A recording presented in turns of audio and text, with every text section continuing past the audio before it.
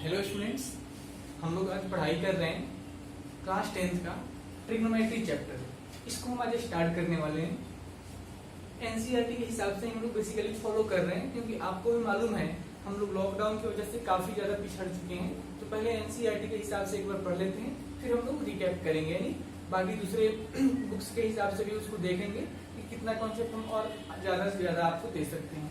तो आइए trigonometry start करते हैं। तो सबसे पहले देखिए, ट्रिग्नोमेट्री को हम क्लासिफाई यानी ब्रेक करेंगे इस तरीके से। ट्राई, यहाँ से यहाँ तक ट्राई होता है। फिर आगे देखिए ट्राई, उसके बाद होता है गोनिया, फिर होता है मेट्री। तो tri plus gonia plus metry is called trigonometry. ठीक है, अब देखिए बेटा ध्यान से, ट्राई का मतलब होता है 3, ट्राई का मतलब 3 होता है, गोनिया का मतलब होता है एंगल, और इस मेट्री का मतलब होता है मेजरमेंट। मेट्री का मतलब होता है मेजरमेंट। तो बेसिकली क्या हमें डिफाइन कर रहा है? Tri plus gonia plus metry, that means 3 angle measurement. यानी trigonometry is a branch of mathematics. Mathematics की वो ब्रांच है जो 3 एंगल्स और उसके साइड के रिलेशनशिप को इस्टेब्लिश करता है, उसको ट्रिग्नोमेट्री कहते हैं। आइए इसका डेफिनेशन हम सिखाएं आपको। It is branch of mathematics, it is branch of mathematics, it is branch of mathematics that deals with a study of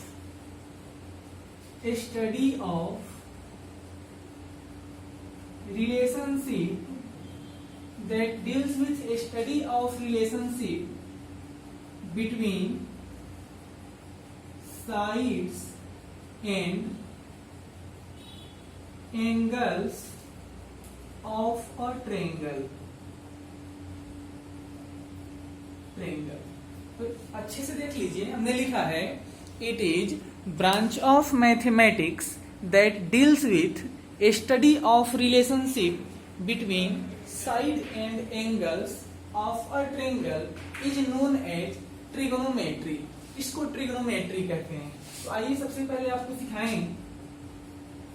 suppose किया यह एक राइट एंगल है। अब राइट एंगल का मतलब एक एंगल इसका 90 डिग्री है।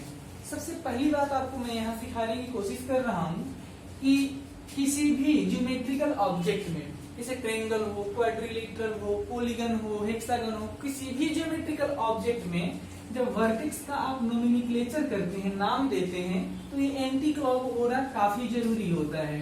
तो यह ए है, यह बी है, यह सी है। अगर आप यहाँ बी लिख देंगे तो कुछ समय के लिए आपका आंसर सही आ सकता है, लेकिन वो यूनिवर्सल नहीं है। तो ऑब्जेक्ट का नोमेनक्लेचर एंटी क्लॉकवाइज होता है, यानी ए के बाद बी आएगा, बी के बाद सी आएगा। तो एंटी क्लॉकवाइज यानी घड़ी के सुई के अपोजिट डायरेक्शन। घड़ी का सुई कैसे चलता है? ऐसे चलेगा। हम एंटी क्लॉकवाइज बात कर रहे हैं। तो यहाँ तक ठीक है। अब देखिए, इस राइट एंगल ट्रायंगल एबीसी की बात हो रही है। इस राइट एंगल ट्रायंगल में सपोज करते हैं कि एंगल ए के जगह पे थीटा है और एंगल सी के जगह पे अल्फा है। हमने एंगल ए को थीटा पुट कर लिया और एंगल सी को क्या पुट कर दिया? अल्फा पुट कर दिया। तो आइए अब इसके बारे में हम लोग सीखते हैं। अब अपने पास कुछ ट्रिग्नोमेट्रिक फंक्शन है। ट्रिग्नोमेट्रिक फंक्शन, अब समझेंगे ये ट्रिग्नोमेट्रिक फंक्शन जो है बेसिकली 6 ट्रिग्नोमेट्रिक फंक्शन है, जिसमें से 3 जो है वो मेन ट्रिग्नोमेट्रिक फंक्शन है और बाकी 3 डिराइव्ड हैं। यानी बाकी जो डिराइव्ड 3 हैं वो मेन से ही फाइंड आउट किए जाते हैं। तो सबसे पहला होता है साइन थीटा। सबसे पहला होता है साइन थीटा। तो साइन थीटा का मतलब होता है परपेंडिकुलर अपॉन हाइपोटेनियस, और इसको शॉर्ट में हम परपेंडिकुलर को P से डिनोट करते हैं और हाइपोटेनियस को H से डिनोट करते हैं। यहाँ जो ये थीटा आपको दिख रहा है यह एक एंगल है, कोई भी एंगल हो सकता है। Sine theta is equal to P upon H होता है। इसके बाद है कॉस थीटा। कॉस थीटा का वैल्यू होता है base upon hypotenuse. Cos theta का मतलब है बेस अपॉन हाइपोटेनियस। अब देखिए बेस के बदले हम यहाँ b लिखते हैं और हाइपोटेनियस के बदले h लिखते हैं। नेक्स्ट है टेन थीटा। टेन थीटा जो है इस साइन और कॉस का रेशियो होता है। जब दोनों को डिवीजन करेंगे हाइपोटेनियस से हाइपोटेनियस कट जाएगा तो कितना आएगा, परपेंडिकुलर अपॉन बेस आ जाएगा। और ये देख लीजिए P अपॉन B होता है। टेन थीटा का रिजल्ट P अपॉन B यानी इसका और इसका रेशियो, साइन और कॉस का रेशियो होता है। अब आगे हम बढ़ रहे हैं तो ये जो बेसिकली हमने 3 ट्रिग्नोमेट्रिक फंक्शन लिख दिया ना, यही हमारे मेन ट्रिग्नोमेट्रिक फंक्शन है और बाकी जो 3 होते हैं वो डिराइव्ड होते हैं। आइए लिखते हैं। नेक्स्ट है कॉसेक थीटा। तो कॉसेक थीटा जो होता है साइन का रेसिप्रोकल होता है। तो साइन का रेसिप्रोकल यानी ये साइन है, इसको रेसिप्रोकल करेंगे तो क्या बनेगा, हाइपोटेनियस अपॉन परपेंडिकुलर। तो यहां देख लीजिए ये आपका बी पॉइंट पहले का था, हाइपोटेनियस का मतलब H और परपेंडिकुलर का मतलब P होता है। कॉसेक थीटा लिख दिया। इसके बाद देखिए सेक थीटा। सेक थीटा जो होता है कॉस का रेसिप्रोकल होता है।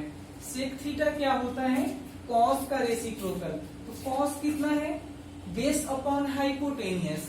इसका रेसिप्रोकल करेंगे तो कितना आएगा, हाइपोटेनियस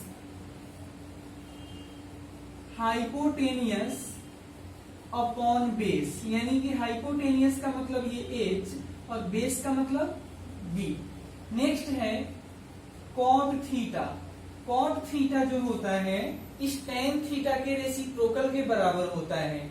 तो बोलिए ये परपेंडिकुलर अपॉन बेस है, इसका रेसिप्रोकल कितना आएगा, तो base upon perpendicular, base upon perpendicular. Base के बदले क्या लिखेंगे, तो B, परपेंडिकुलर के बदले क्या लिखेंगे, P। तो ये आया हमारे पास 6 ट्रिग्नोमेट्रिक फंक्शन। ये हमारे पास ट्रिग्नोमेट्रिक फंक्शन है साइन, कॉस, टेन, कॉसेक, सेक, cot.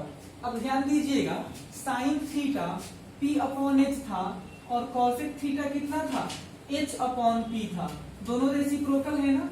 Sign theta P upon H था और cosec theta H upon P, यानी साइन थीटा और कॉसेक थीटा रेसिप्रोकल होते हैं। यहाँ देखिए cos theta B upon H था और sec theta H upon B है। यानी कि यहाँ से देखेंगे तो समझ आएगा कि कॉस थीटा और सेक थीटा एक दूसरे के रेसिप्रोकल हैं। इस टेन थीटा को देखिए P अपॉन B है और cot theta B upon P है। तो मैं ऐसे कह रहा हूँ कि टेन थीटा जो है और कॉट थीटा एक दूसरे के रेसिप्रोकल होते हैं। तो आई थिंक आपको यहाँ तक समझ में आ गया होगा। अब हम बढ़ रहे हैं इसके बाद। ओके, तो नेक्स्ट आप देखिए अगला आपका कॉन्सेप्ट क्या है इसमें।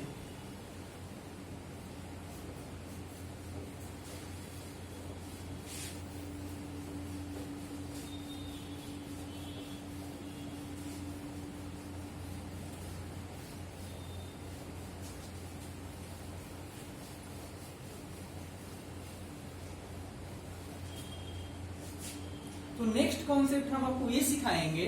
अभी आपने साइन के लिए P अपॉन H याद किया, कॉस के लिए B अपॉन H याद किया, टेन के लिए P अपॉन B याद किया और इन तीनों को रेसिप्रोकल करेंगे तो अगला 3 आता है। तो इसको याद कैसे करेंगे? कई एक बार आपको कंफ्यूजन होता है याद करने में, तो इस कंफ्यूजन को दूर करिए, वो सीखिए मेरे से। देखिए हम क्या लिखेंगे, P, यहां लिखेंगे B, फिर लिखेंगे P, यहां लिखेंगे H, यहां लिखेंगे H, और यहां लिखेंगे B, यहां लिखेंगे S, यहां लिखेंगे C, और यहां लिखेंगे T। अब इसको हम सबको टेबुलेट करेंगे, यानी टेबल में हम फॉर्म करेंगे। उसके बाद आपको हम ट्रिक समझाएंगे कि हमने ऐसा क्यों लिखा है और क्या मीनिंग कहां पे बन रहा है। ठीक है, तो ये देखिए, इस P का मतलब होता है, इस P को हम लोग यानी ट्रिक में याद करते हैं पंडित, इसको बोलते हैं बद्री, इसको बोलते हैं पांडे। पंडित, बद्री, पांडे। अब यहां देखिए, यहां लिखते हैं HAR, फिर लिखेंगे HAR, हर हर, और फिर इस B को देखिए क्या लिखेंगे, B, बोले। S का मतलब होता है सोना, C का मतलब चांदी, और T का मतलब होता है तोले। अब देखिए इसका मतलब क्या है, आपको बिल्कुल शॉर्टकट याद हो जाएगा। पंडित, बद्री, पांडे, हर हर बोले, सोना चांदी तोले। ये एस यहाँ साइन थीटा को रिप्रेजेंट करता है, और साइन थीटा देखिए क्या होता है, P अपॉन H, इसका रेशियो होता है। कॉस थीटा क्या होता है, तो देखिए बेस और हाइपोटेन्यूस का रेशियो होता है। Tan theta P upon B पर, यानी कि P और B का रेशियो होता है। तो इस ट्रिक से आप याद रख सकते हैं, साइन कॉस टेन, तीन को याद रखेंगे, उसके बाद बाकी तीन अपने आप निकल जाता है ना। तो आइए कुछ फॉर्मूला आपको लिखकर यहाँ बताते हैं। सम फॉर्मूले, तो फॉर्मूला इस तरीके से है। सबसे पहले मैं आपको सिखा रहा हूं कि sine theta into cosec theta का वैल्यू 1 होता है। अगला है tan theta into cot theta का वैल्यू भी 1 होता है। और नेक्स्ट है sec theta into cos theta, इसका भी वैल्यू 1 होता है। हम आगे बढ़ रहे हैं, है ना। सपोज करिए कि यहाँ पे एक राइट एंगल ट्रायंगल है, ये आपका B है, यह A है, और ये C है। सपोज करेंगे कि ये एंगल A जो है थीटा है, और एंगल C अल्फा के इक्वल है। ठीक है, तो ट्रायंगल ABC में हम यहाँ पे पाइथागोरस रूल लगाने वाले हैं। पाइथागोरस रूल या पाइथागोरस थ्योरम। तो पाइथागोरस थ्योरम क्या कहता है, पाइथागोरस थ्योरम कहता है कि हाइपोटेनियस का स्क्वायर यानी AC square is equal to base का स्क्वायर यानी BC square plus AB square यानी perpendicular square. In a right angle triangle, Pythagoras theorem का स्टेटमेंट है, आपके बुक में लिखा हुआ है, एक बार पढ़ने की कोशिश करेंगे। पाइथागोरस थ्योरम है the square of hypotenuse is equal to sum of squares of base and perpendicular. तो हाइपोटेनियस का square is equal to base square plus perpendicular square लिख दिया। ध्यान दीजिएगा, AC हाइपोटेनियस है, तो हाइपोटेनियस को H बोलते हैं, H स्क्वायर। BC क्या है, यहाँ बेस है, तो बेस को B स्क्वायर बोल दिया, और AB क्या है, परपेंडिकुलर है, तो इसको P स्क्वायर बोल दिया। This is called Pythagoras theorem. अभी हमने जो दो डब्बा यहाँ बनाकर दे दिया, इसे पाइथागोरस थ्योरम कहते हैं। और मैं कह रहा हूं कि इसको इक्वेशन नंबर 1 मान लीजिए। क्या कह रहा हूं, कि इसको इक्वेशन 1 मान लीजिए। अब मैं बोल रहा हूं कि डिवाइड करो, यानी divide by P square to equation first both side. Equation 1 जो यहाँ दिख गया, इसमें P स्क्वायर से दोनों तरफ डिवाइड करते हैं। आइए, तो ये कितना हो जाएगा, H square upon P square is equal to B square upon P square plus P square upon P square, ये तो कट जाएगा। अब यहां से देखिए H square upon P square, H upon P का मतलब क्या था, cosec square theta, h upon p cosec theta है, स्क्वायर है तो हमने भी कॉसेक स्क्वायर कर दिया, प्लस सॉरी ये इक्वल है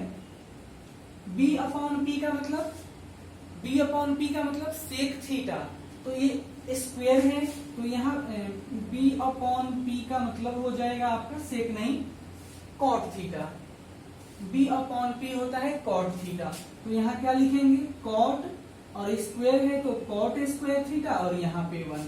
तो देख लीजिए ये एक फॉर्मूला जनरेट हो जाता है cosec square theta minus cot square theta is equal to 1, और ये फॉर्मूला आपको हर हाल में याद करके रखना पड़ेगा, चाहे आप जैसे भी याद कीजिए, cosec square theta minus cot square theta is equal to 1।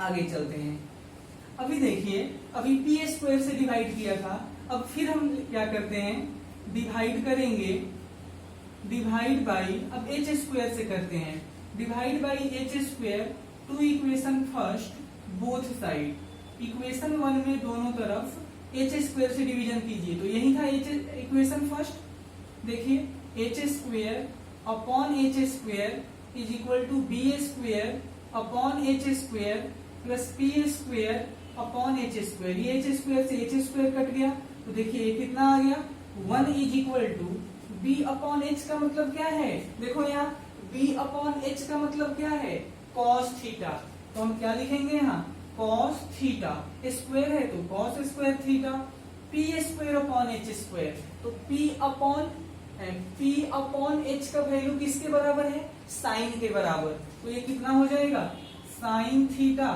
सबका स्क्वायर है तो यहाँ पर भी स्क्वायर बना दिया, तो ये क्या फॉर्मूला बन गया, ये फॉर्मूला आया कि sine square theta plus cos square theta is equal to 1, sine square theta plus cos square theta is equal to 1, तो ये भी आपको याद करके रखना होगा हर हाल में। अब हमने देखिए एक बार पी स्क्वायर से डिवाइड किया, एक बार एच स्क्वायर से डिवाइड किया, अब हम लिखेंगे again divide by P square H square से हो गया तो बी स्क्वायर से to first equation both side, तो बोलिए कितना हो जाएगा एच स्क्वायर, ये था एच स्क्वायर, यही इक्वेशन बना है ना, किससे डिवाइड कर रहे हैं आप H square upon B square is equal to आपका इधर कितना है तो बी स्क्वायर, नीचे फिर से आप बी स्क्वायर लिखेंगे प्लस ये कितना था पी स्क्वायर, नीचे आप फिर लिख रहे हैं बी स्क्वायर, ये बी स्क्वायर से बी स्क्वायर कटेगा, तो देखो यहाँ h अपॉन बी का मतलब क्या होता है, h अपॉन बी का मतलब सेक थीटा होता है, और स्क्वायरिंग है तो sec square theta is equal to ये 1 प्लस t अपॉन बी का मतलब tan, tan थीटा, स्क्वायर है तो स्क्वायर लगा दिया, इसको हम रीअरेंज कर देते हैं इस तरीके से कि sec square theta minus tan square theta is equal to 1। तो देखिए बेटा ध्यान से, ये जो तीन हमने ब्रैकेट आपको बनाकर दिए यहाँ, यहाँ और यहाँ, इस तीनों को हम लोग ट्रिग्नोमेट्रिक आइडेंटिटीज बोलते हैं, इस तीनों ब्रैकेट को क्या बोलते हैं ट्रिग्नोमेट्रिक आइडेंटिटीज बोलते हैं। और हर हाल में जी करके मर करके रो करके गा करके आपको इसको याद करके रखना पड़ेगा, हालांकि हमने आपको प्रूफ के साथ बता दिया। तो तीन फॉर्मूले वो हो गए, तीन ब्रैकेट ऊपर नीचे आ गया और तीन ब्रैकेट यहाँ पे आ गया, ये आपके पास 6 फॉर्मूले एटलीस्ट याद होने चाहिए। फिर हम आपको आगे बता रहे हैं आगे की कहानी कैसी है।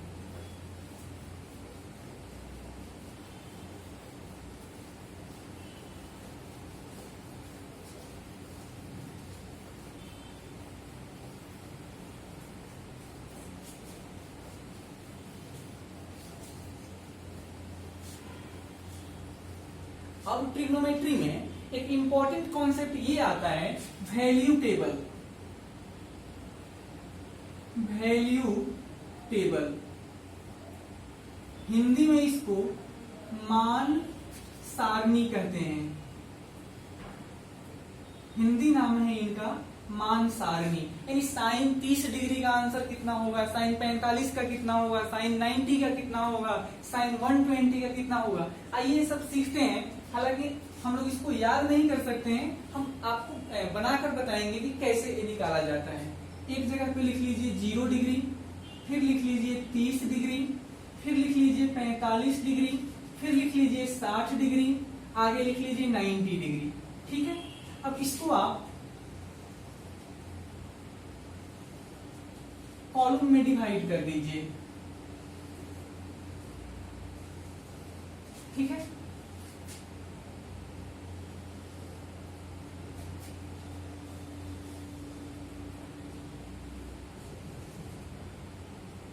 अब देखेंगे यहां मैं लिख रहा हूं टी फंक्शन।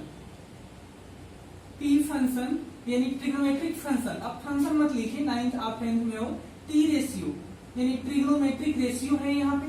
सबसे पहले हम लिख लेते हैं साइन। ठीक है ना, अब साइन की सबसे पहले हमने शुरुआत कर दिया, तो सबसे पहले साइन को सीखते हैं, है ना। तो अब देखिए साइन 0 डिग्री सॉल्व करना है। सबसे पहले देखिए आप यहाँ लिखेंगे 0, फिर इस ब्रैकेट में 1, फिर यहाँ 2, यहाँ 3, यहाँ 4। ठीक है ना, 0 1 2 3 4 हमने लेफ्ट टू राइट 0 1 2 3 4 लिख दिया। अब क्या करेंगे, हर जगह 4 से डिवीजन करेंगे, हर जगह 4 से डिवीजन करेंगे। डिवीजन करने के बाद हर जगह पे रूट लगा देंगे, तो रूट लगा दिया। तो देखिए 4/4 कट गया, तो रूट अंडर यहाँ 1 बन गया, 1 का रूट 1 ही आता है। रूट 3/4 का मतलब होता है अंडर रूट 3/2।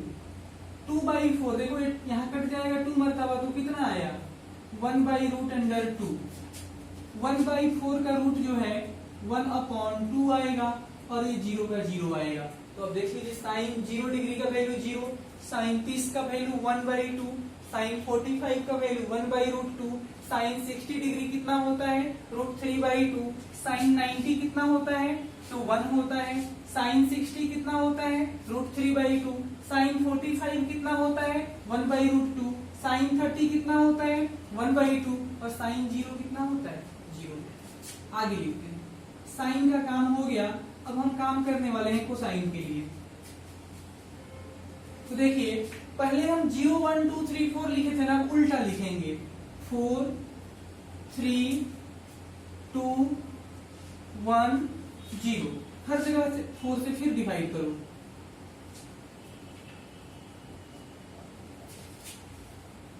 डिवीजन करने के बाद हर जगह फिर से रूट लगा देंगे।